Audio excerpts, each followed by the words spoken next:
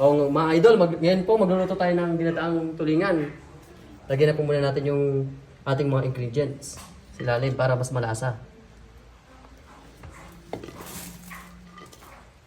Yan.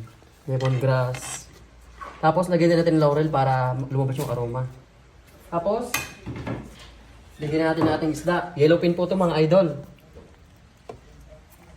Hawakan na natin, malinis na yung kamay natin eh.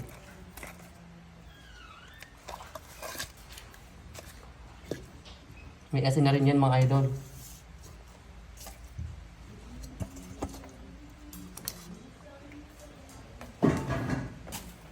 Lagyan muna natin ng kalating basong tubig.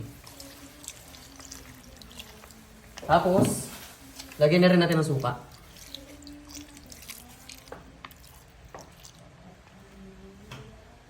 Pakuluin lang natin to ng mga 10 minutes mga idol. Takpan din natin. Hintayin na natin to ng 10 minutes tapos tignan natin ulit. Tignan na po natin guys kung okay na.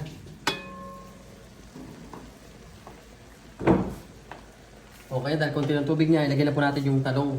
Diba po guys?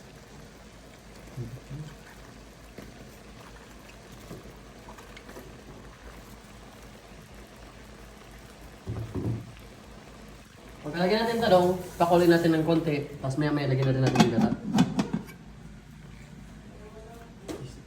Check na natin ulit mga idol. Oops. Mukhang okay na, ilagyan na rin natin ngayon muna yung sibuyas. Tapos, sunod na rin natin yung gata.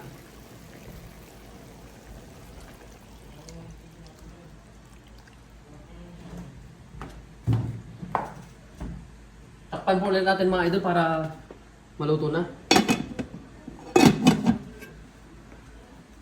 Ayun mga idol, tignan po natin ulit.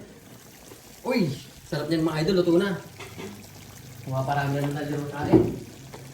Salamat po pala sa mga nanood. Please like, subscribe, and leave a comment na lang po. Pa-share na rin po mga idol. Hanggang sa susunod na pagluluto natin.